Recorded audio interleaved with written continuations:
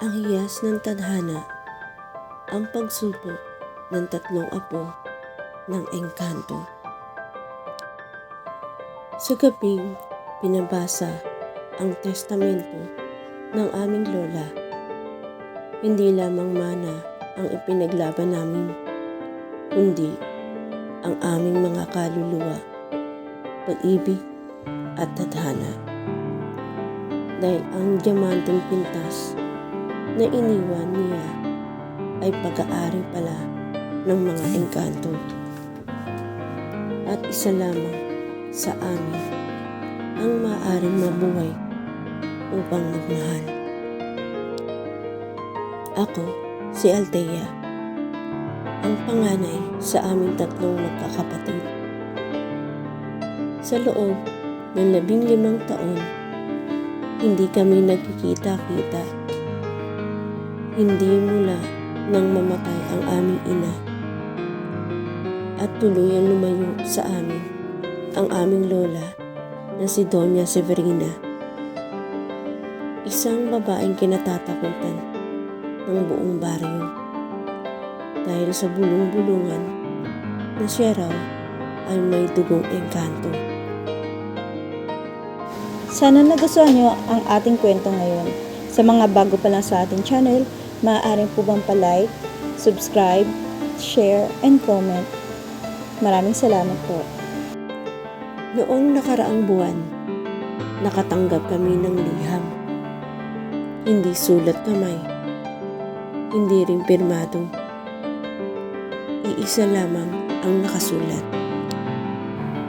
Dumalo kayo sa pagbasa ng aking huling habilin.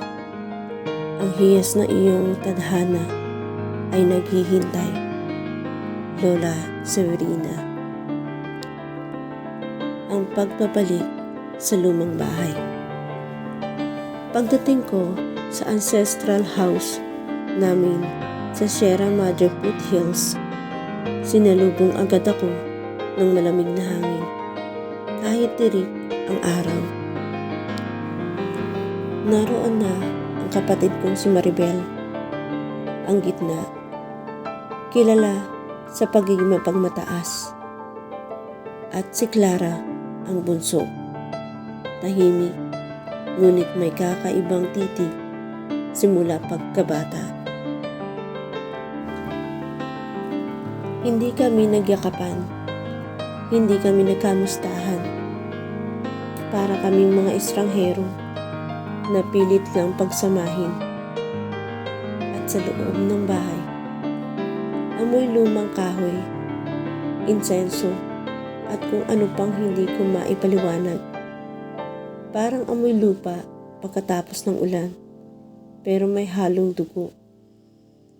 Naghihintay na roon ang abogado ng lola namin. Umupo kaming tatlo sa sopa at doon binasa ng abogado ang huling habilin. Ang huling habilin, pinasa niya ang testamento, karamihan ng ari-arian, lupa, bahay, salapi, ipinagbilihan na raw at idinonate. Iisa lang ang iniwan para sa amin, isang kahon na gawa sa nara. Sana nagustuhan nyo ang ating kwento ngayon. Sa mga bago pa lang sa ating channel, maaaring po bang pa-like, subscribe, share, and comment. Maraming salamat po.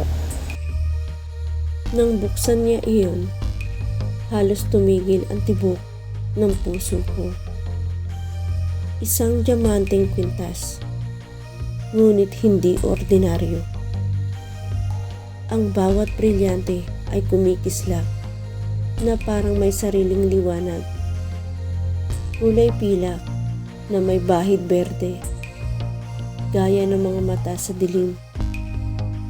At sa gitna, isang mas malaking bato na tila humihinga.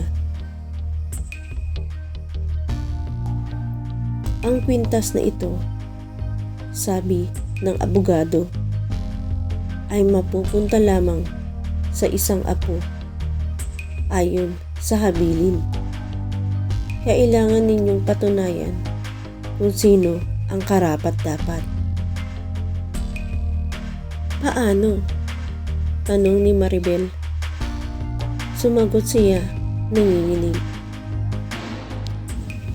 Sa pamamagitan ng pagsubok ng dugo, isip at puso. Sa loob ng 3 gabi. Tumawa si Maribel. Ha ha ha. Kalokohan. Pero hindi siya tumawa nang biglang nagsara mag-isa ang lahat ng bintana. Unang gabi, ang bulong. Natulog kami sa magkakahiwalay na silid. Bandang hating gabi, nagising ako sa tunog ng kampanilya. Sana nagustuhan nyo ang ating kwento ngayon.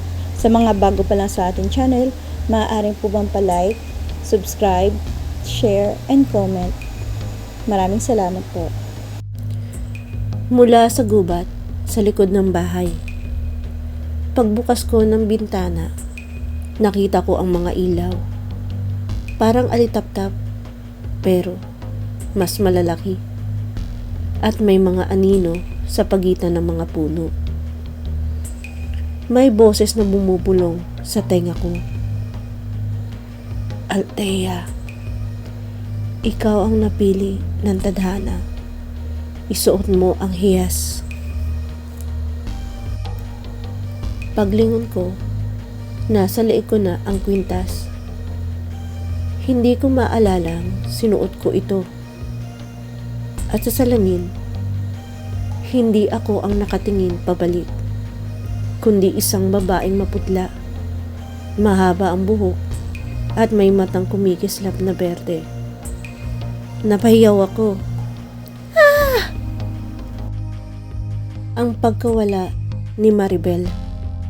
Kinabukasan, wala si Maribel. Natagpuan namin siya sa gubat. Nakaupo sa lupa, tila wala sa sarili. Paulit-ulit niyang sinasabi, may lalaking tumawag sa akin.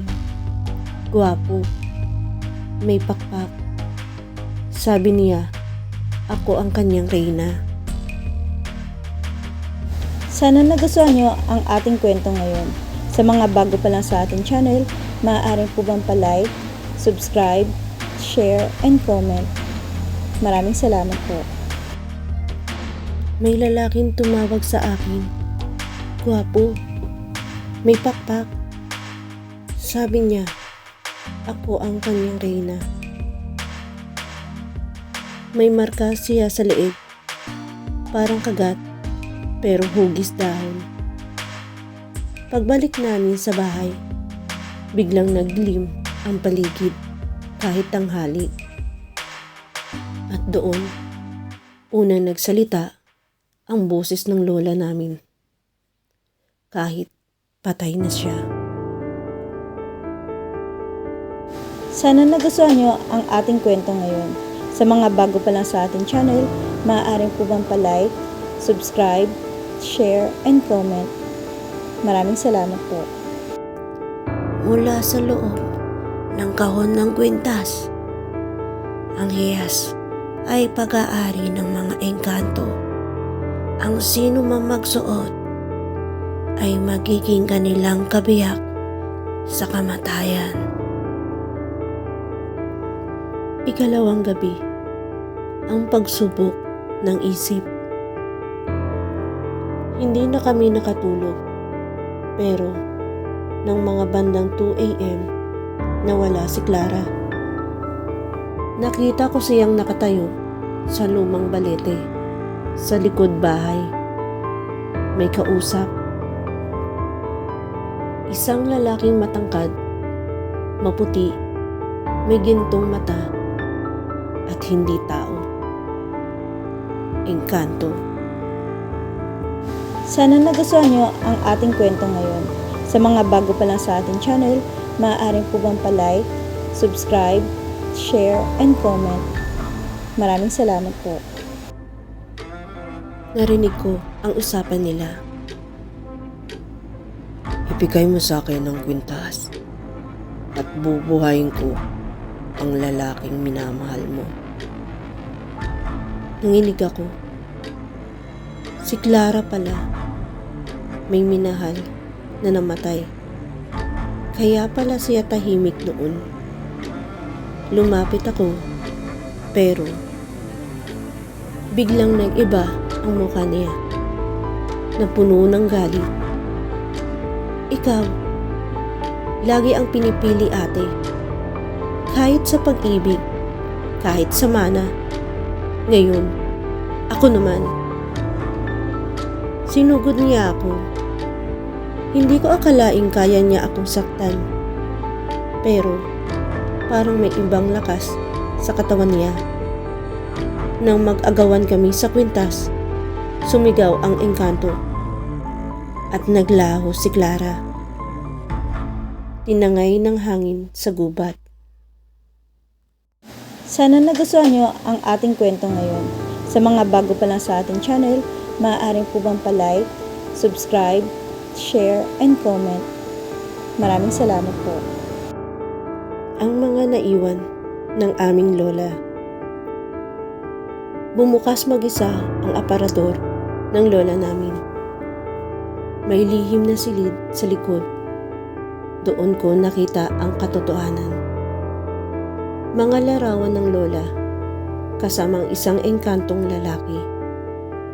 May mga sulat ng pag-ibig at isang sumpa.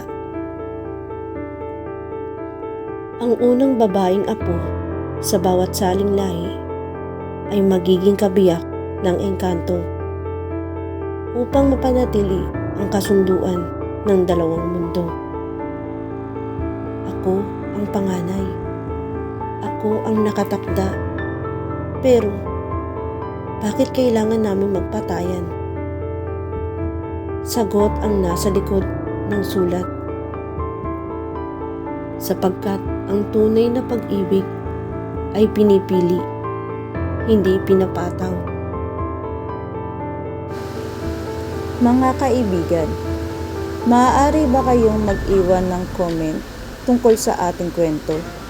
Sa ngayon, ay puputulin ko muna ang ating pagkukwento.